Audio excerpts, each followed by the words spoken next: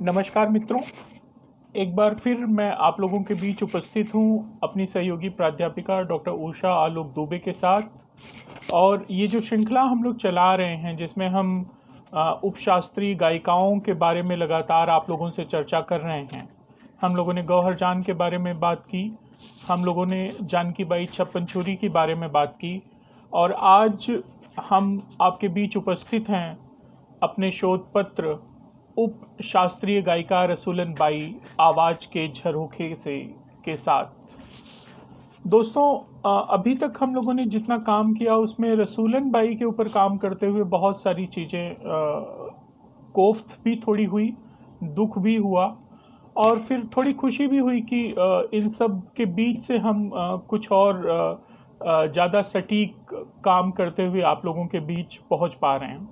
मसलन मैं रसूलन बाई के बारे में देख रहा था कि दो चार चीज़ें पुरानी जितनी भी किताब हैं, इंटरव्यूज़ हैं, उसमें लगातार छपी हैं कि रसूलन बाई की माँ का नाम अदालत बाई था, जबकि वो खुद जो साक्षात्कार समय समय पे 3-4 उन्होंने दिए हैं रसूलन बाई ने, उसमें वो खुद स्वीकार करती हैं कि अदालत बाई जो हैं उनकी नानी हैं, ना कि उनकी माँ।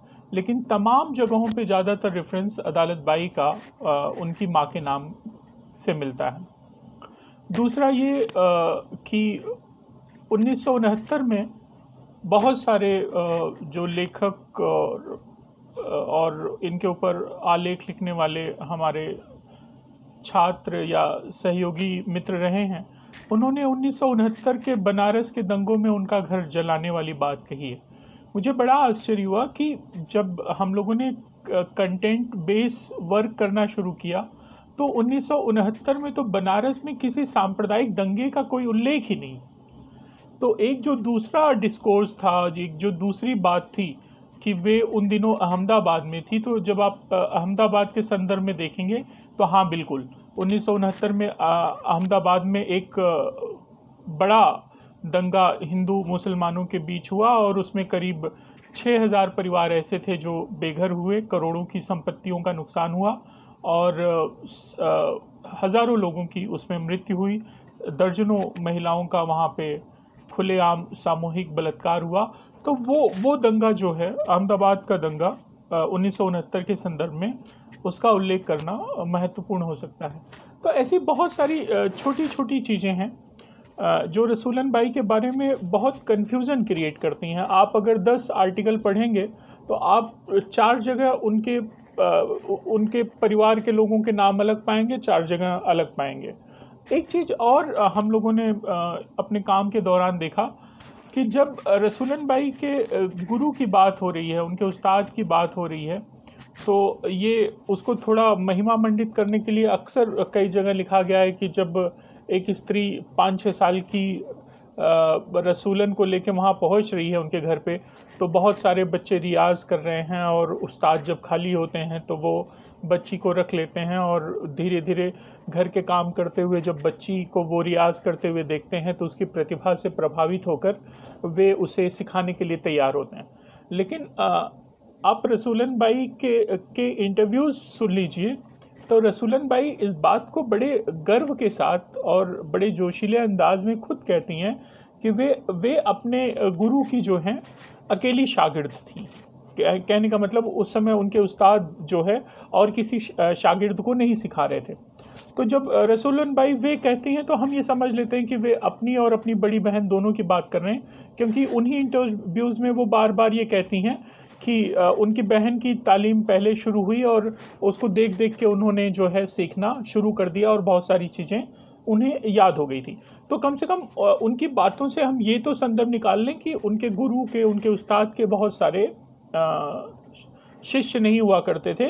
ये दोनों बहनें ही जो होंगी, और या 1-2 बहुत होंगे तो और होंगे, या इनकी बात पे भरोसा करें तो सिर्फ ये हैं। तो ऐसे छोटे छोटे और महत्वपूर्ण कंटेंट जिसके लिए आपको कहीं जाने की ज़रूरत नहीं है, जो प्राइमरी सोर्स है, जैसे मैं तो बहुत आभारी हूँ उन लोगों का जिन्होंने मैना देवी हैं और ब्रह्मात्म जी हैं जिन्होंने इनके इंटरव्यू लिए हैं। एक इनका इंटरव्यू दूरदर्शन के लिए भी है। तो ये 3-4 जो इंटरव्यू हैं वो इनकी ज़िंदगी को और इनके जीवन के बहुत सारे पक्षों को समझने के लिए बहुत ज़रूरी हैं। तो मेरा अनुरोध उन तमाम लोगों से रहेगा कि जो भी रसूलन बाई पे कभी काम करें, तो आप सबसे ऑथेंटिक इन्फॉर्मेशन के रूप में रसूलन बाई के खुद के उनके जो साक्षात्कार चाहे रेडियो के लिए चाहे दूरदर्शन के लिए गए हैं, आप उनको तलाशें। और उनके अलावा वो कब कहाँ पे रही हैं या वो कब तक रही हैं, इन सारे रेफरेंसेस के लिए बहुत ज़रूरी है कि आप आकाशवाणी और दूरदर्शन के वॉल्यूम्स चेक कर लें कि क्या उस पीरियड में कभी उनकी रिकॉर्डिंग हुई है, और वो वॉल्यूम पीडीएफ फॉर्म में इंटरनेट पे भी उपलब्ध है। तो उससे बहुत सारी कड़ियाँ बहुत आराम से जुड़ जाती हैं। जैसे 1969 के दंगे में वो अहमदाबाद में थी, ये बात तो साफ़ होती है, लेकिन उसके बाद फिर वो दिल्ली आई थी क्या? जैसे बहुत सारे संदर्भ हैं कि वो दिल्ली आती हैं और दिल्ली से फिर वो आ जाती हैं इलाहाबाद। तो जब मैंने वॉल्यूम्स चेक किए आकाशवाणी दिल्ली के, तो हाँ, रेफरेंसेस मिले कि 70 में जो हैं उनके कुछ कार्यक्रम्स की रिकॉर्डिंग वहाँ पे थी। तो ये माना जा सकता है कि चूँकि अगर वो अहमदाबाद थी और यहाँ मकान जल गया था, सारी चीज़ें उनकी जो भी संपत्ति थी मकान के साथ, अगर वो सब ख़त्म हो गई थी, तो फिर वहाँ रहना वैसे भी उनके लिए दूभर था। और ऐसे में फिर वो दोबारा दिल्ली आ गई होंगी और दिल्ली से फिर इलाहाबाद, क्योंकि यही 2 शहर थे जहाँ पे लगभग 50-52 के बाद इन शहरों ने उन्हें बहुत कुछ दिया। 57 में उनको संगीत नाटक अकादमी अवार्ड भी जो है दिल्ली से ही मिला, और उनकी तमाम रिकॉर्डिंग इलाहाबाद और दिल्ली से हुई, क्योंकि लखनऊ के बाद उस समय इलाहाबाद ही अगला सेंटर था, बनारस जो है सेंटर नहीं हुआ करता था। तो ये कुछ ज़रूरी चीज़ें थी। इसके पहले कि मैं रिसर्च पेपर पढ़ना शुरू करता, मैंने सोचा आप लोगों के साथ साझा करूं, और जब भी आप रसूलन बाई पे काम करें तो आप इन सारी चीज़ों का ख्याल रखें। उपशास्त्रीय गायिका रसूलन बाई, आवाज़ के झरोखे से, डॉक्टर मनीष मिश्र, डॉक्टर उषा आलोक दुबे। कछवा बाज़ार, मिर्ज़ापुर, उत्तर प्रदेश के एक सामान्य मुस्लिम परिवार में बनारस की जानी मानी उपशास्त्रीय गायिका रसूलन बाई का जन्म सन 1902 में हुआ।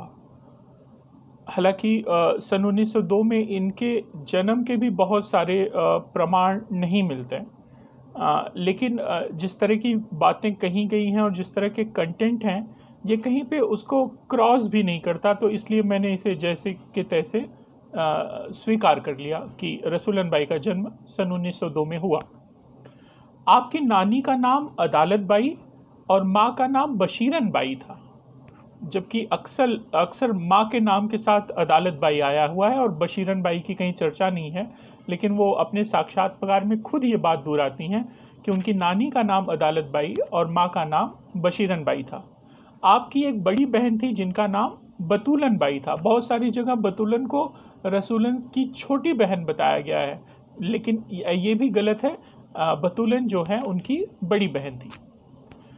कई जगह इनकी नानी अदालत बाई को इनकी माँ और बड़ी बहन बतूलन को इनकी छोटी बहन बताया गया है, जो कि भ्रामक और गलत जानकारी है। नैना देवी को दिए अपने साक्षात्कार में रसूलन बाई स्वयं अपनी नानी, माँ और बड़ी बहन के बारे में बताती हुई नजर आती हैं। वे यह भी स्वीकार करती हैं कि उनकी नानी, मामी और बड़ी बहन स्वयं अच्छी गायिका थीं। अपनी बात कहते हुए रसूलन बाई अपनी नानी, माँ और बड़ी बहन के नाम के साथ बाई नहीं अपितु देवी शब्द का इस्तेमाल करती हैं। ये भी बड़ा रोचक है कि हम जानते हैं कि मुस्लिम महिलाएं अपने नाम के साथ देवी शब्द नहीं लगाती, फिर भी रसूलन बाई ऐसा करती हुई दिखाई पड़ रही हैं मतलब सुनाई पड़ रही हैं। हम उनको उनके जो रिकॉर्डेड उनका जो इंटरव्यू है, साक्षात्कार है, उसमें सुन रहे हैं कि वो ऐसा कह रही हैं। वो ऐसा इसलिए कह रही हैं क्योंकि शायद जब ये इंटरव्यू हो रहा है तो ये उस समय और परिवेश का दबाव था जो आज़ादी की सुगबुगाहट के साथ ही प्रखर हो गया। Hindu social reform association Madras 1893 से अगर हम लोग देखें, और उसके पहले भी जब सशस्त्र क्रांति 1857 की हुई, और जिसके कारण फिर 1858 में कंपनी के पूरे अधिकार जो है ब्रिटिश क्राउन लॉ के तहत रानी विक्टोरिया को मिल गए, और उसके माध्यम से अंग्रेज़ों ने भारत पे सीधे शासन करना शुरू किया। तब से लेकर तवायफ संघ वाराणसी बनने और तवाइफों का स्वाधीनता के आंदोलन में कूदना, गांधी जी को चंदा भी देना, हालांकि गांधी जी उसे स्वीकार नहीं करते। ये वही गांधी जी हैं जो 1920 में गौहर जान से चंदा मांगते हैं, तो गौहर शर्त रखती हैं कि आप आएंगे तो आपको पैसा मिलेगा कार्यक्रम में। वो नहीं पहुंचते तो बाद में गौहर वो चंदे की रकम आधी कर देती हैं। वही गांधी जी आज इन तवाइफों के चंदे को स्वीकार नहीं करते, लेकिन तमाम तवाइफों ने जो है अपने अपने तरीके से देश की आज़ादी में अपना अहम योगदान दिया, इससे कोई इनकार नहीं है।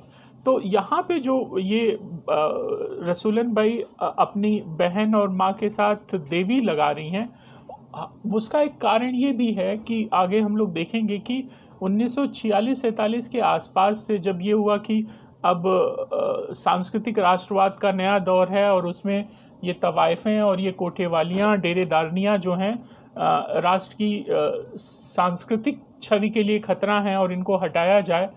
और रेडियो में एक नियम निकाला गया कि 46 से 1952 तक वो लागू रहा कि यहाँ पे उन्हीं गायिकाओं के कार्यक्रम को अनुमति मिलेगी जो संभ्रांत हों या जिनका सामाजिक जीवन किसी भी तरह से कलुषित न हो। उसी दबाव में 1946 में जो है शायद ये एक दबाव रहा होगा कि रसूलन बाई जो है लगभग 44 साल की उम्र में जो है वो एक अपने लिए निकाह की व्यवस्था करती हैं, मैं कहूँगा, क्योंकि वो निकाह अपना पक्का करती हैं। और बताते हैं कि उसके बाद जब रेडियो में प्रोग्राम देने वो गई उस दौर में, तो उस समय वो शादी का प्रमाण पत्र, निकाहनामा उनको दिखाना पड़ता था। बहुत सारी जो तवाइफें थी उन्होंने बाई की जगह देवी लिखना शुरू कर दिया या बेगम लिखना शुरू कर दिया। तो इस तरह से ये एक वो उग्र राष्ट्रवाद या उग्र सांस्कृतिक विरासत को बचाने की जो एक ललक लोगों में थी, उससे अपने आप को भी बचाने का ये एक तरीका था कि बाई जो है वो देवी में बदल रही थी, बेगम में बदल रही थी।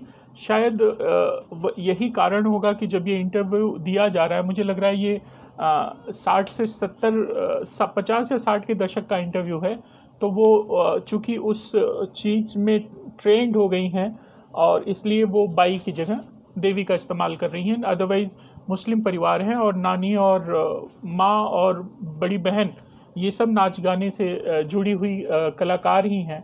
बहुत संभव है कि वो खुद तवायफ हों।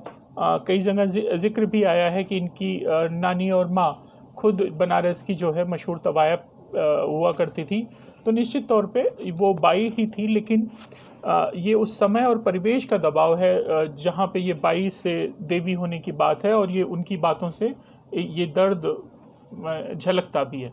तो इन सारी बारीकियों पे हमने बहुत ध्यान दिया है।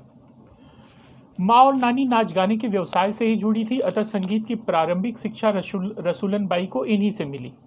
आगे की शिक्षा के लिए बशीरन बाई अपनी 5 साल की संगीत की गूढ़ी बेटी को उस्ताद शम्मू खां साहब के हवाले कर देती हैं। उस्ताद शम्मू खां साहब टप्पा गायकी के प्रणेता मियाँ शोरी के खानदान से ही ताल्लुक़ रखते थे। मियाँ शोरी पंजाब के रहने वाले थे। उनका मूल नाम गुलाम नबी था। बड़े मुन्ने खां भी इसी घराने से ताल्लुक़ रखते हैं। उस्ताद शम्मू खां साहब टप्पा गायकी के लिए न केवल बनारस अपितु उस समय पूरे देश में जाने जाते थे। उस्ताद शम्मू खां के साथ आपको सारंगी वादक आशिक खान एवं उस्ताद नज्जू खां से भी संगीत की बारीकियां सीखने को मिला। रसूलन बाई के उस्ताद शम्मू खां साहेब दाल मंडी इलाके में ही चहमामा मोहल्ला में कहीं रहते थे। बनारस का जो दाल मंडी इलाका है उसमें एक मोहल्ला है चहमामा। बहुत संभव है कि इनके गुरु जो हैं शम्मू खान साहब वहाँ पे रहते हों।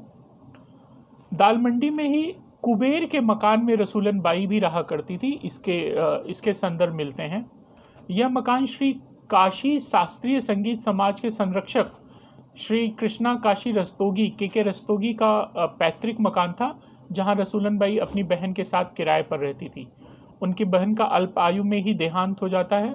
रस्तोगी जी का एक मकान चौखंबा इलाके में भी है, जहां वे अपने पूरे परिवार के साथ रहते थे। और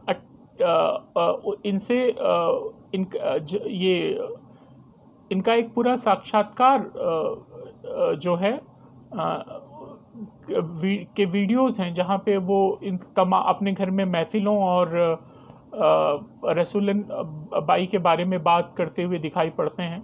लेकिन दुर्भाग्य से 18 अक्टूबर 2019 को श्री कृष्णा काशी रस्तोगी, के रस्तोगी शॉर्ट फॉर्म में, जी का 65 वर्ष की आयु में ब्रेन हैमरेज से उनकी मृत्यु हो जाती है। कृष्ण कुमार रस्तोगी जी स्वयं कला और संगीत के मर्मज्ञ होने के साथ सामाजिक और धार्मिक कार्यों से भी बढ़ चढ़कर हिस्सा लेते थे। शास्त्रीय गायन में उन्होंने खुद ग्वालियर घराने से तालीम हासिल की थी।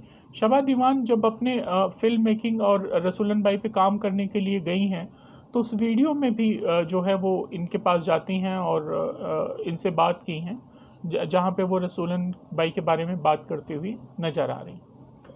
नैना देवी आचार्य बृहस्पति एवं हाफिज अहमद खां के साथ दूरदर्शन के लिए रिकॉर्ड किए गए साक्षात्कार में रसूलन बाई अपने गुरुओं और साथ संगत करने वाले फनकारों के बारे में एवं अपनी तालीम इत्यादि के बारे में विस्तार से बताती हैं। तो मैं आप लोगों से अनुरोध करूंगा कि अगर आपको जैसे बोलते हैं ना, getting the information from the horse mouth, अगर आपको एकदम प्रामाणिक चीज़ें चाहिए तो ये 3-4 जो उनके साक्षात्कार हैं, जो एक उनकी शिष्या रही और प्रख्यात शास्त्रीय गायिका भी हैं नैना देवी आचार्य बृहस्पति जो हैं, जिनकी किताबें संगीत पे बहुत सारी हम लोग पढ़ते हैं, एवं हाफिज अहमद खां, इनके दूरदर्शन पे जो रिकॉर्ड्स हैं और वो यूट्यूब पे अवेलेबल हैं, आप उनको ज़रूर देखें। वहाँ पे आपको बहुत प्रॉपर इन्फॉर्मेशन रसूलन बाई के बारे में मिलेगी। रसूलन बाई बताती हैं कि जब बड़ी बहन की तालीम शुरू हुई तो वे बड़े ध्यान से उन्हें सुनती थी और एक बार जो सुन लेती थी उन्हें याद रह जाता था। वे दिन भर रियाज करती थी। रसूलन बाई कहती हैं कि वो बमुश्किल दिन में 2 घंटे सोती थी और बाकी का पूरा समय वो रियाज ही किया करती थी। वे और उनकी बहन अपने गुरु की अकेली शागिर्द थी। ये भी वो बात जो है, ये मुझे लगता है ये बात वो बृहस्पति जी से जो दिल्ली में इंटरव्यू दे रही हैं उसमें वो ये बात जोड़ दे के कह रही हैं। और बल्कि आजकल की जो किताबों से जो तालीम दी जा रही है, जो उस्ताद दे रहे हैं, 60-70 बच्चों को बिठा के क्लास में संगीत की तालीम दे रही हैं, वो उनका एक तरह से हास्य के तरीके से उनका मजाक भी उड़ाती हुई नजर आती हैं। उन्होंने कभी भी हारमोनियम पर रियाज नहीं किया। ये उन्होंने स्वीकार किया कि हारमोनियम पे कभी भी उन्होंने रियाज नहीं किया। उनके साथ संगत करने वालों में तबले पर अहमद जान थिरौआ, सारंगी पर गुलाम साबिर खां और हारमोनियम पर सोनी बाबू हुआ करते थे। ये नाम वो इन नामों का वे उल्लेख करती हैं। अपने समय की श्रेष्ठ गायक गायिकाओं में रसूलन बाई जिनसे प्रभावित रहीं, जो बड़ी बूढ़ी उनके समय रहीं या अपने जिनसे वो विशेष तौर पे जिनकी गायकी से प्रभावित रहीं, उन नामों में वे पहला नाम लेती हैं वजीर जान का। दूसरा नाम वो लेती हैं बड़ी मोती बाई का। कलकत्ता के गिरजा बाबू अर्थात गिरजा शंकर चक्रवर्ती का भी वो बड़े सम्मान के साथ नाम लेती हैं। सोनी बाबू का जिक्र करती हैं। राजेश्वरी बाई, विद्याधरी बाई का जिक्र करती हैं। शिव कुंवर बाई का जिक्र करती हैं और क्या बताती हैं कि शिव कुंवर बाई की आवाज़ इतनी बुलंद थी कि जब वो गाती थी तो 1 कोस दूर से भी आप उनकी आवाज़ सुन सकते हैं, इतनी बुलंद आवाज़ होती थी उनकी। इसके साथ ही बड़ी मैना बाई से भी आप विशेष रूप से प्रभावित रहीं।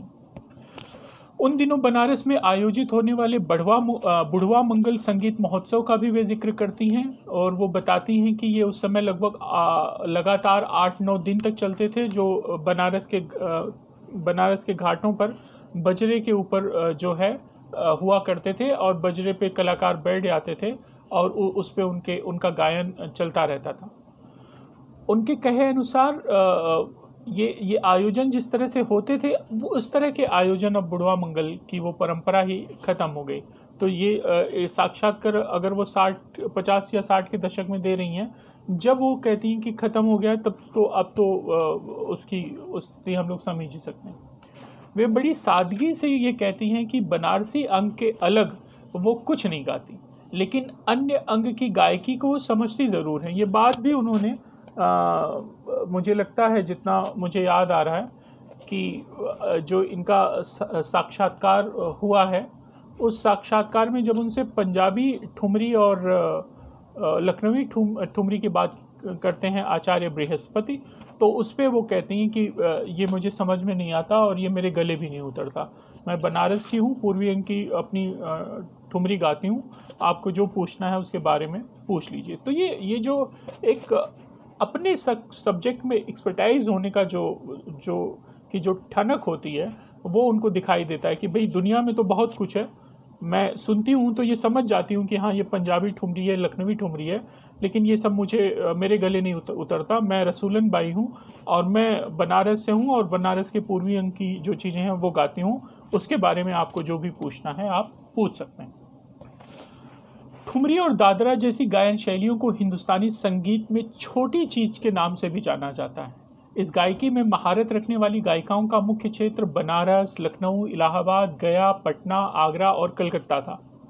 इस कड़ी में बड़ी मैनाबाई, विद्याधरी बाई, मलका जान, गौहर जान, जानकी बाई, बड़ी कनीज, हुस्नाबाई, मोतीबाई, जद्दन बाई, काशी बाई, अख्तरी बाई, केसर बाई, जोहराबाई, दुलारी बाई, हीराबाई, राजेश्वरी बाई, टॉमी बाई, सृजन बाई और अल्लाह जिलाई बाई से लेकर गिरजा देवी तक अनेकों नामचीन गायिकाओं का नाम यहाँ पर लिया जा सकता है। गायकी के अतिरिक्त ये फनकार अदब और तहजीब की मुजस्सिम बुत कहलाती थी।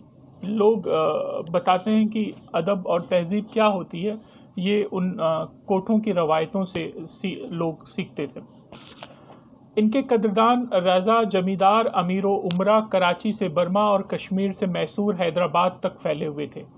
डॉक्टर ज्योति सिन्हा ने अपनी किताब बनारसी ठुमरी की परंपरा में ठुमरी गायिकाओं की चुनौतियां एवं उपलब्धियां, जो कि Indian institute of advance study के फेलो के रूप में जो उनका ये काम है, उसमें ये बताती हैं कि जो कछवा है, जहाँ मिर्ज़ापुर और बनारस के बीच का बाज़ार जो जन्मस्थली है रसूलन बाई की, वहाँ पे एक जमींदार हुआ करते थे श्री दान बहादुर सिंह।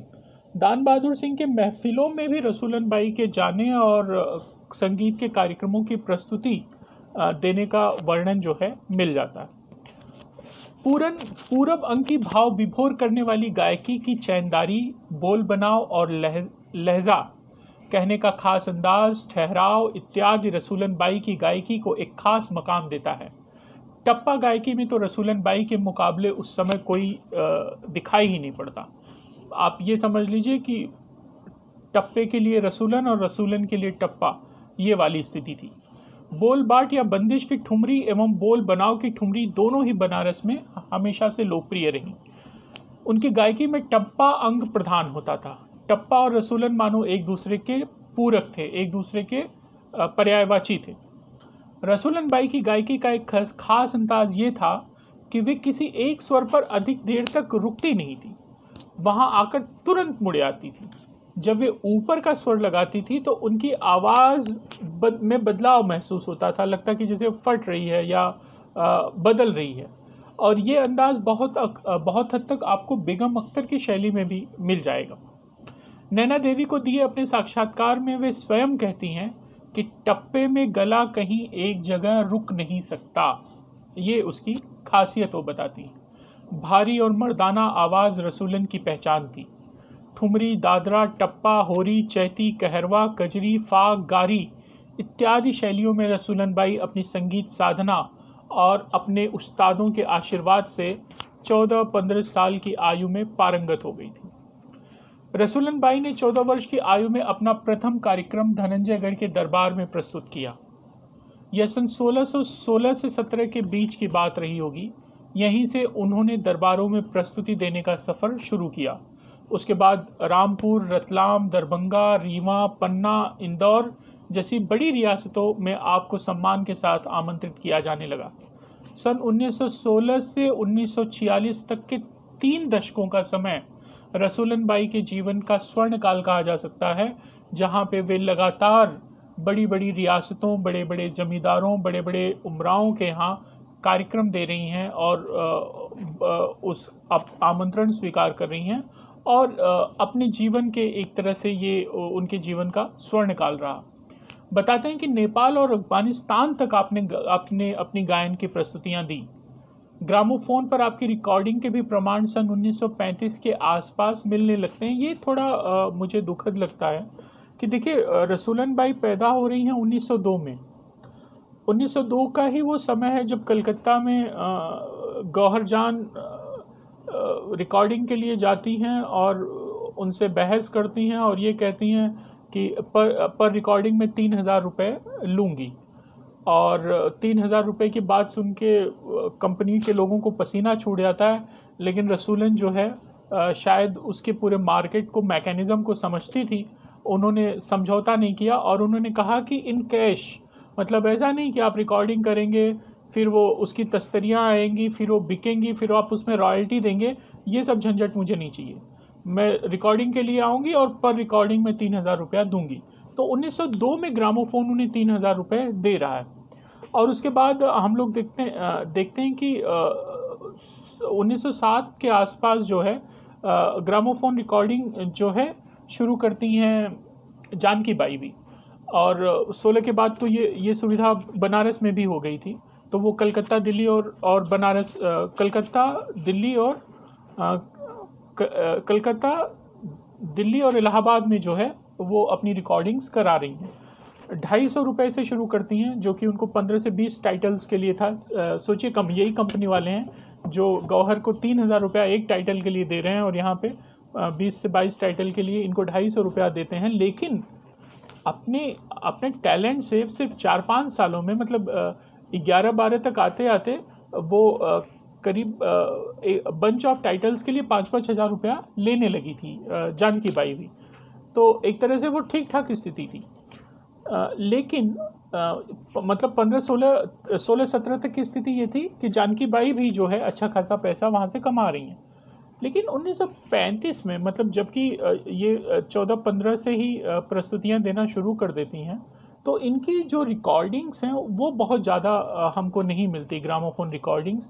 और जो थोड़ी बहुत रिकॉर्डिंग्स अवेलेबल हैं वो सन 1935 के आसपास की हैं। तो उसके पहले की रिकॉर्डिंग्स हुई नहीं हैं, या वो महफ़िलों में इतना काम करती रही, इतनी व्यस्त रही कि इस तरह की चीज़ों को नापसंद करती हों, या इस चीज़ को पहले समझ नहीं पा रही हूँ कि कैसे 2 या 3 मिनट में ही वो जो है अपनी गायकी को वहाँ प्रस्तुत कर पाएंगी।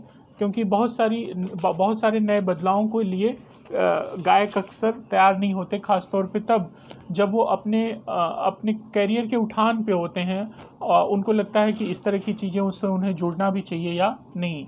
लेकिन मुझे लगता है जब बाद में बहुत सारी गायिकाओं की रिकॉर्डिंग होनी शुरू हो गई होगी, और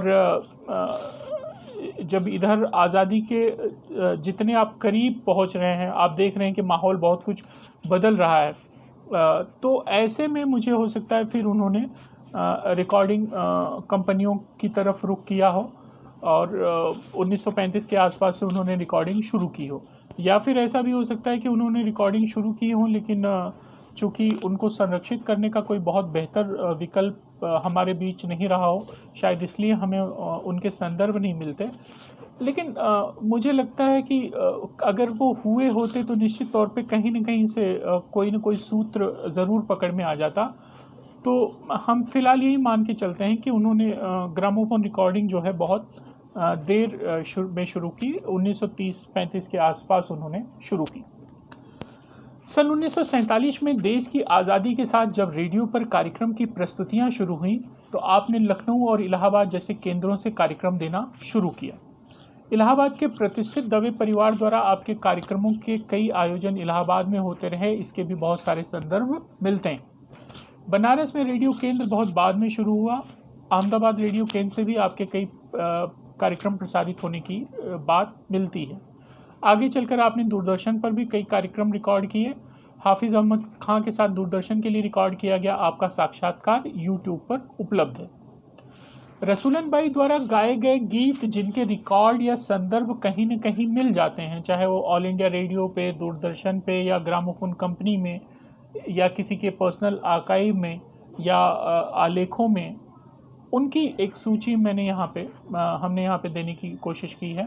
तो ये प्रमुख गीत हैं जिसमें उनका सबसे मशहूर गीत जो उन्होंने गाया, और शबा दीवान ने इसकी खूब पड़ताल भी की किसी एक शब्द को लेके, हेर फेर को लेके, कि फूल गेंदवा न मारो लगत करेजवा में चोट। फूल गेंदवा न मारो लगत करिजवा में चोट, एक तरह से रसूलन, ये गीत रसूलन की पहचान थी। और दीवान मैडम कहती हैं और अपने शोध में उन्होंने पाया कि जैसे जैसे परिस्थितियां बदल रही थी, खाली बाई जी देवी नहीं हो रही थी, बल्कि गानों के बोल में भी और शब्दों में भी बहुत सारे बदलाव किए जा रहे थे। जैसे इस गीत में वो कहती हैं कि करिजवा की जगह 1935 का जो वर्जन है वहाँ पे जोबनवा शब्द है, लेकिन जोबनवा शब्द सभ्य समाज में उतना स्वीकृत नहीं हो सकता था, इसलिए उसकी जगह करिजवा कर दिया गया और वो तमाम इसकी जांच पड़ताल करती हैं। मैं चूँकि हम दोनों ही जो है उसी क्षेत्र से आते हैं, पूर्वांचल के क्षेत्र से आते हैं, और घर में परिवार में अलग अलग समारोहों में हम लोग देखते हैं कि जो पैरोडी बनती है गानों की, वो गानों की पैरोडी का खूब हमेशा से जो है इस्तेमाल होता रहा है। और शब्दों के बोल को बदल के बात करना, ये मुझे लगता है कि एक सामान्य सी परंपरा रही है कि परिस्थिति, उद्देश्य और अवसर, इनको लेके वो बदलाव किए जाते रहे हैं।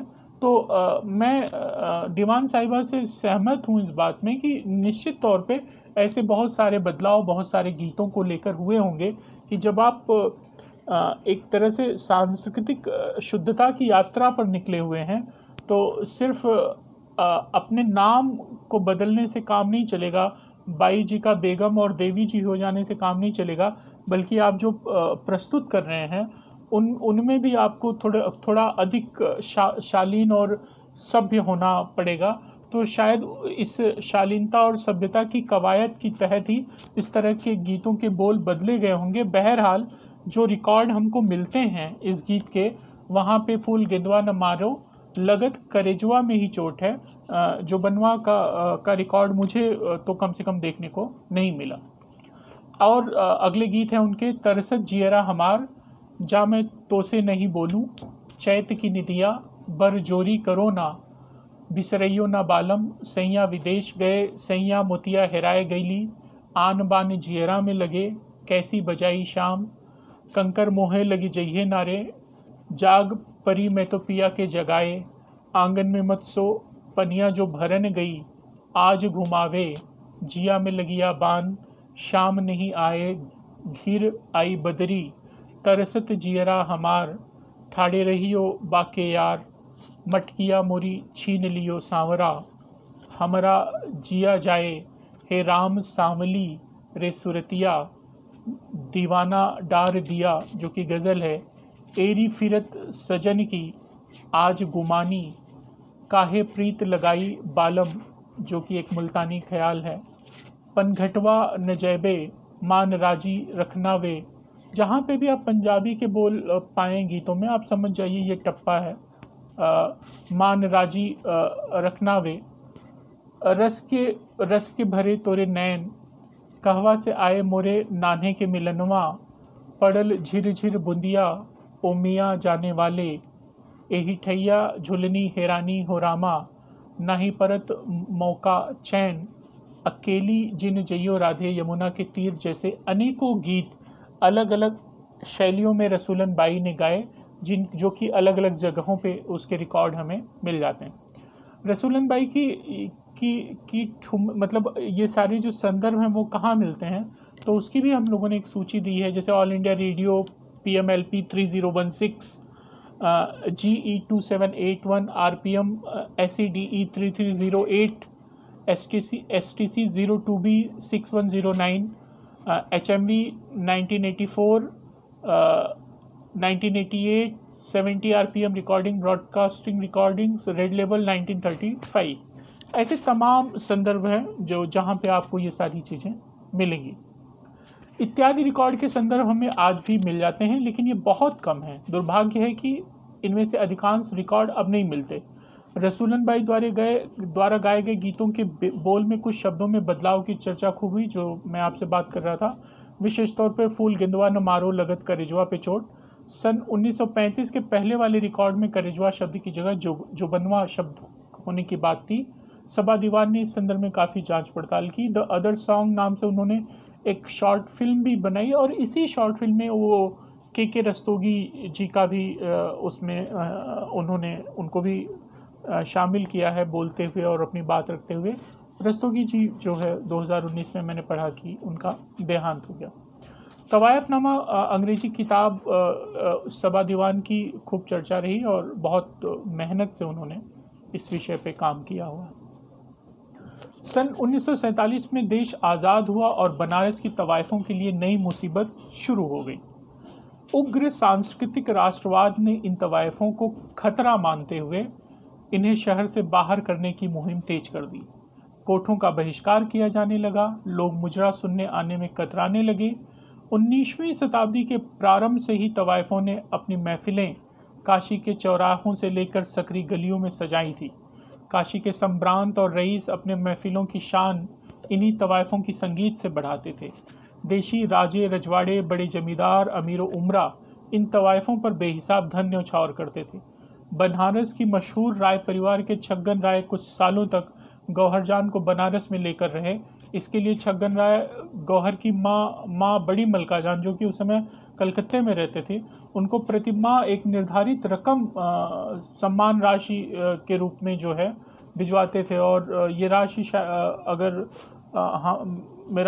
मेरी याददाश्त ठीक है तो 500 रुपये प्रति माह थी। और उस समय जब गौहर पिया के नाम से लिखती थी तो वो साथ में ही छगन पिया भी शब्द इस्तेमाल करती थी, क्योंकि लगभग 2 से 3 साल ये जो है उनके संरक्षण में बनारस रही। कलकत्ता जाने के बाद वापस आई और लगभग 2-3 साल रही। और वो तो बाद में इनके ऊपर परिवार का दबाव था राय साहब के ऊपर, और फिर कुछ कोर्ट कचहरी के भी मामले हुए और उन सबसे परेशान होकर वापस जो है और सबसे बड़ी चीज़ इनका विवाह सुनिश्चित हो गया। और इन सब के बीच फिर गौहर ने यहाँ से चले जाने में भलाई समझी और फिर वो वापस कलकत्ता चली गई। धीरे धीरे समय बदला तो तवायफें रईस संभ्रांत वर्ग के घरों में आयोजित होने वाले मुंडन, शादी, कर्णछेदन, उपनयन आदि संस्कारों में भी संगीत प्रस्तुत करने लगी। समय बदलने से मेरा मतलब है जब अमीरों, उमरा और जमींदारों का आना कम हो गया तो अपनी आय को बरकरार रखते हुए उन्होंने इस तरह के आयोजनों में भी जाना स्वीकार कर लिया। दरअसल सन 1857 से 1957 के 100 वर्षों का पूरा कालखंड शास्त्रीय संगीत के लिए बड़े बदलावों एवं उतार चढ़ाव वाला रहा। 1857 के विद्रोह के बाद कंपनी राज में बहुत बड़ा बदलाव हुआ। 2 अगस्त 1958 को ब्रिटिश हाउस ऑफ कॉमन्स में गवर्नमेंट ऑफ इंडिया एक्ट 1858 को उसका नाम बदलकर पास किया गया। भारत में ईस्ट इंडिया कंपनी की प्रभुसत्ता को समाप्त कर दिया गया एवं ईस्ट इंडिया कंपनी की भारत संबंधी सारे अधिकार एवं संपत्तियां सीधे ब्रिटिश क्राउन को ट्रांसफर हो गई। 1857 के सशस्त्र विद्रोह ने कंपनी की चूलें हिला दी थी। बताते हैं कि जब ये स्थानांतरित हो रही है, पावर स्थानांतरित हो रहे हैं, उस समय कंपनी को जो है घाटे में दिखाया गया था, क्योंकि 1857 के आंदोलन को निश्चित तौर पे कंपनी ने कुचल दिया था, लेकिन इसमें उनको बहुत बड़ी आर्थिक क्षति हुई थी, जो कि इस दस्तावेजों के माध्यम से भी सुनिश्चित होता है। तवायफों के क्रांतिकारियों से संबंध और उन्हें सहायता पहुंचाने की कई बातों के सामने आने के बाद से ही अंग्रेज हुकूमत सख्त हो गई थी। अंग्रेज सरकार ने कानून द्वारा सभी तवायफों को वेश्याओं की श्रेणी में रखकर उनकी गतिविधियों की अपराध की श्रेणी में शामिल कर लिया था। अंग्रेज तवायफों एवं वेश्याओं में दिलचस्पी तो लेते रहे, पर नेटिव म्यूजिक, स्थानीय संगीत, देशज संगीत, लोक कलाओं, इसको वो कभी कोई तवज्जो नहीं देते थे। इसके संरक्षण की उन्होंने कभी कोई ज़रूरत भी नहीं समझी। और अंग्रेजों का समर्थन उस समय अंग्रेजी में उच्च शिक्षित जो एक बहुत बड़ा भारतीय वर्ग था, ये वर्ग भी जो है मानता था कि इस तरह की चीज़ों को संरक्षित करने की कोई ज़रूरत नहीं है। 15 अगस्त सन 1947 को आज़ादी के साथ ही पेशेवरों को कुलीन बनाने के लिए कट्टरवादी विचारक सक्रिय हो गए थे। बनारस में दाल मंडी इलाके में नारियल बाजार, छत्ता तले, रेशम कटरा, चाह मामा, राजा दरवाजा, मच्छरहट्टा और कुंदी नगर रोला परिसर में के जो कोठे थे वो इन लोगों के निशाने पर थे। यहीं कुबेर के मकान में रसूलन एवं बतूलन बाई रहती थी। उनका जो मकान था उसे कुबेर का मकान कहा जाता था। तवाइफों की सामाजिक नैतिकता और आदर्श के लिए हमेशा जो है समाज की नैतिकता के लिए एवं आदर्श के लिए इन तवाइफों को खतरा माना गया, इन्हें खतरनाक माना गया। सन 1946 से 1952 तक एक सरकारी आदेशानुसार उन महिलाओं के गायन प्रसारण पर रेडियो में पाबंदी थी जिनके निजी जीवन सार्वजनिक तौर पर लांछित हों। तो अगर आपको उस समय एक गायिका के रूप में रेडियो पे कार्यक्रम देना है तो आपको ये भी साबित करना पड़ता था कि आपका सार्वजनिक जीवन जो है लांछित नहीं है। और यही वो नियम थे जिसके कारण बाई जी जो है देवी जी और बेगम जी बन रही थी और रसूलन बाई ने जो है विवाह का निर्णय लिया था 44 साल की उम्र में। इन्हीं सब का परिणाम हुआ कि रसूलन बाई 47-48 के आसपास मुजरा छोड़ देती हैं और वे दाल मंडी के अपने कुबेर के मकान को भी छोड़ देती हैं और शहर के किसी गली के एक मकान में रहने लगती। और यहाँ से वो अपना जीवन, अपना पहनावा और अपनी पूरी परिपाटी को एक तरह से बदल देती। वो गहने वगैरह भी पहनना बाद में छोड़ देती हैं। कुछ जगह ये संदर्भ आया है कि चूँकि वो गांधी जी के स्वतंत्रता आंदोलन से प्रभावित थी और इस कारण जो है वो ऐसा करती हैं। हालांकि ये संदर्भ कहीं और ज़्यादा मिलता उलता नहीं। ये उस कुलीनता का ही तथाकथित दबाव था कि बाई जी अब देवी या बेगम होने लगी। कहते हैं कि इसी दबाव के तहत ही 44 की उम्र में अर्थात 1902 में इनका जन्म था तो 1946 में रसूलन बाई निकाह करती हैं। उनके शौहर मियाँ सुलेमान बनारसी साड़ियों के व्यापारी थे जो रसूलन की महफिलों में पहले भी आते जाते थे, मतलब वे एक दूसरे को जानते थे। लेकिन आज़ादी के बाद उनके पाकिस्तान चले जाने का भी जिक्र मिलता है। फिर रसूलन बाई के एक बेटे का भी जिक्र मिलता है जो कि बाद में वो भी पाकिस्तान चला जाता है। रसूलन बाई की स्थिति पर ये जो पूरी उनकी स्थितियां हो रही हैं कि किस तरह से देश आज़ाद हो रहा है और किस तरह के दबाव जो है वो झेल रही हैं और जीविका के जद्दोजहद में किस तरह की चीज़ों को स्वीकार कर रही हैं। तो ऐसे में तहज़ीब हाफ़ी का एक शेर याद आता है कि तुम क्या जानो उस दरिया पर क्या गुज़री, तुम क्या जानो उस दरिया पर क्या गुज़री, तुमने तो बस पानी भरना छोड़ दिया। रसूलन बाई के लिए नई परिस्थितियों में रेडियो बड़ा सहारा था। बताते हैं कि तत्कालीन सूचना एवं प्रसारण मंत्री डॉक्टर बीवी केसकर रसूलन बाई के कदरदानों में से थे। इसी का सुखद परिणाम था कि रेडियो की विशिष्ट गायिकाओं की श्रेणी में रसूलन बाई को शामिल किया गया। उनकी अधिकांश रिकॉर्डिंग लखनऊ, इलाहाबाद और दिल्ली में हुई। भारत में रेडियो प्रसारण प्रायोगिक तौर पर 23 जुलाई 1927 को भारत सरकार एवं इंडियन ब्रॉडकास्टिंग लिमिटेड के बीच समझौते के रूप में प्रारंभ हुआ था। जब यह कंपनी सन 1930 में निस्तारण में चली गई तो इसका राष्ट्रीयकरण करते हुए इसका नाम इंडियन ब्रॉडकास्टिंग कॉरपोरेशन रखा गया और बाद में यही ऑल इंडिया रेडियो कहलाया। सन 1947 में, मतलब जब देश आज़ाद हो रहा है, तो इसके 6 केंद्र और 18 ट्रांसमीटरों का केंद्र था।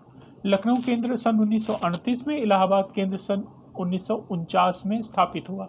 आगे चलकर वाराणसी और अलीगढ़ में भी केंद्र स्थापित हुए। इलाहाबाद में रसूलन बाई से संबंधित रिकॉर्ड सन 62-64 के बीच मिलते हैं, लेकिन इसके पहले भी उन्होंने इलाहाबाद से रिकॉर्डिंग की है। उसका एक संदर्भ आकाशवाणी वॉल्यूम नंबर 42 19 अक्टूबर 1958 का मिलता है, जहाँ पे वे जो है उनके रिकॉर्डिंग की बात है, मतलब 58 में भी रिकॉर्डिंग है। और मैं पूरी तरह से आश्वस्त हूँ कि चूँकि वो सेंटर 49 में खुल रहा है तो 49 से 58 के बीच में निश्चित तौर पे वो लगातार उनकी रिकॉर्डिंग होती रही होगी, क्योंकि बनारस कह रहा हूँ, इलाहाबाद के बड़े संभ्रांत लोग जो थे वो इनके मुरीद थे और निश्चित तौर पे अगर रेडियो की सुविधा वहाँ पे थी तो इनकी गायकी के लिए उसकी व्यवस्था हुई होगी। और वैसे भी रसूलन बाई जो है अपनी गायकी के लिए प्रसिद्ध थी। संगीतकार पंडित वीडी पुलस्कर, ओंकारनाथ ठाकुर, उस्ताद अलाउद्दीन खान, फयाज़ खां, बड़े गुलाम अली और रसूलन बाई लखनऊ केंद्र से लगातार जुड़ी रही, इसके भी प्रमाण हमको मिलते हैं। रसूलन बाई के जीवन में इस रेडियो की लोकप्रियता ने महत्वपूर्ण भूमिका निभाई। एक तरफ तो उनकी आर्थिक मदद हो रही थी, क्योंकि मुजरे बंद हो गए थे, कोठे की संस्कृति खत्म हो गई थी।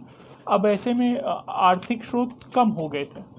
तो इन इन इस रेडियो ने एक तरफ तो उनको आर्थिक रूप से सहायता प्रदान की, दूसरी रसूलन बाई का नाम रेडियो के माध्यम से देश के कोने कोने तक पहुंचा, और उसके कारण बड़े जो पढ़ा लिखा वर्ग था, जो संभ्रांत वर्ग था, जो अकादमिक दुनिया थी, वहाँ पे इनके नाम की चर्चा शुरू हो गई, इनकी गायकी की चर्चा शुरू हो गई। और इसी का एक सुखद परिणाम ये रहा कि सन 1957 में पूर्व राष्ट्रपति डॉक्टर बाबू राजेंद्र प्रसाद के हाथों रसूलन बाई को संगीत नाटक अकादमी अवार्ड से पुरस्कृत किया जाता है। इसके बाद सन 1965 तक रसूलन बाई देश भर में अपने कार्यक्रमों की प्रस्तुतियां देती रहीं, लेकिन कोई निर्धारित आर्थिक स्रोत न होने के कारण, मतलब कार्यक्रम कभी हैं कभी नहीं हैं, ऐसे में एक आर्थिक स्रोत की निश्चितता बहुत ज़रूरी होती है, उसका इनके जीवन में लगातार अभाव रहा, और जिसके कारण मुझे लगता है आर्थिक तंगी के कारण थोड़ा जीवन कठिन हो गया होगा। ऐसे में कुछ लोग लिखते हैं कि अपनी शिष्या गीताबेन के कहने पर वे 1966-67 के आसपास अहमदाबाद चली जाती हैं। वहाँ ईसानपुर मैंने एहसानपुर भी लिख दिया है, क्योंकि जहाँ पे संदर्भ आते हैं वहाँ पे एहसानपुर आता है, लेकिन जब मैं अहमदाबाद के नक्शे को देख रहा हूँ और उसमें एहसानपुर को तलाश रहा हूँ और 1869 के दंगों के प्रभावित इलाकों को तलाश रहा हूँ, तो वहाँ पे कहीं एहसानपुर मुझे नहीं मिला, बल्कि ईसानपुर मिला। तो मुझे लगा कि हो सकता है ये ईसानपुर रहा हो जिसकी बात लोग कर रहे हों। वहाँ पे वो रहने लगती है और लगती हैं, और वहीं से वो समय पर जैसे उन्हें मौका मिलता है वो रेडियो पर प्रस्तुतियाँ भी देती हैं। लेकिन जो बात थी कि एक निर्धारित आर्थिक स्रोत की, मुझे लगता है वो चीज़ यहाँ भी पूरी नहीं होती, और ऊपर से अब उनकी उम्र भी हो रही है, ढलान पे हैं, तो इस बुढ़ापे के साथ तमाम चीज़ें तकलीफ़ें अपने आप जुड़ने लगती हैं। तो इन सब को देखते हुए ये कहा जा सकता है कि रसूलन बाई जो है अब परेशानी उन्हें हो रही होगी। बताते हैं कि इन्हीं सब के बीच सन 1968 में अहमदाबाद में रहते हुए ही उन्हें लकवा मार देता है। जैसे तैसे वे लकवे से उबरती हैं, तो सितंबर सन 1969 को अहमदाबाद में हुए सांप्रदायिक दंगों में उनका घर भी जला दिया जाता है और वे अपनी जान बचाकर दिल्ली चली जाती। इन दंगों ने हजारों लोगों की हत्या, दर्जनों महिलाओं का सामूहिक बलात्कार, करोड़ों की संपत्ति का नुकसान और करीब 6000 परिवारों के घर से बेघर कर दिया था, जिसके की रिकॉर्ड हमें मिल जाते हैं, रेफरेंसेस मिल जाते हैं। अहमदाबाद के जो इलाके इस दंगे में सबसे अधिक प्रभावित रहे वे हैं अमराई बाड़ी, ईसानपुर, ये ईसानपुर या जिसे एहसानपुर लिखा गया है ये वही है जहाँ पे इनके रहने की बात कही जाती है, रायपुर, राखीमाल, जमालपुरा, खदिया, कालूपुर और चमनपुरा। उस समय गुजरात के मुख्यमंत्री थे हितेंद्र देसाई और देश की प्रधानमंत्री थी श्रीमती इंदिरा गांधी। यह दंगा नियंत्रित करने एवं परिस्थितियों को सामान्य करने में उस समय सरकार को काफ़ी समय लगा, और उसके बाद कर्फ्यू बहुत दिनों तक चला। देश के सबसे विभत्स दंगों में इस दंगे का उल्लेख किया जाता है। कुछ आलेखों में मैंने देखा कि सन 1969 में बनारस में सांप्रदायिक दंगों का उल्लेख है, जिसमें रसूलन बाई के मकान को जलाने की बात कही गई है। यह बात पूरी तरह से तथ्यहीन है, क्योंकि 1969 में बनारस में कोई सांप्रदायिक दंगा नहीं हुआ था। निश्चित तौर पर यह बात अहमदाबाद के संदर्भ में ही रही होगी। अहमदाबाद से दिल्ली आने का संदर्भ भी ठीक लगता है, क्योंकि आकाशवाणी वॉल्यूम नंबर 27 28 जून 1970 के हिसाब से रेडियो पर रसूलन बाई की रिकॉर्डिंग का जिक्र है। लेकिन यहाँ वे अधिक दिनों तक नहीं रह पाती और इलाहाबाद चली आती हैं, और इलाहाबाद में आकाशवाणी सड़क के किनारे वे चाय नमकीन की मामूली सी गुंटी के भरोसे बड़ी मुफलिसी में अपने दिन बिताती हैं। जिस आकाशवाणी केंद्र से उनके कार्यक्रमों का प्रसारण होता था, उसी आकाशवाणी केंद्र की सड़क पर एक मामूली सी गुंटी चलाते हुए इतनी बड़ी गायिका का चले जाना निश्चित तौर पे बहुत दुखद है। यहीं रहते हुए 15 सितंबर 1974 को 1974 को रसूलन बाई ने अंतिम सांस ली। पूर्व राष्ट्रपति डॉक्टर राजेंद्र प्रसाद के हाथों संगीत नाटक अकादमी अवार्ड से सम्मानित इतनी बड़ी गायिका का ऐसा अंत अपने पीछे बहुत से सवालों को छोड़ जाता है। इन सवालों से हर संवेदनशील समाज को जूझना चाहिए। ऐसा इसलिए क्योंकि जब भी कभी इतिहास के किसी मोड़ पर भूत वर्तमान के कटघरे में खड़ा होकर गवाही देगा तो वह सबूतों के साथ होगा। ऐसे में एक सभ्य संवेदनशील समाज के रूप में हम अपना मुंह छिपाना चाहेंगे और हम महसूस करेंगे कि हमारे कपड़े एक एक करके उतारे जा रहे हैं भरे बाजार। हमारी संवेदनहीनता यह संकेत दे रही है कि हम खतरे में हैं।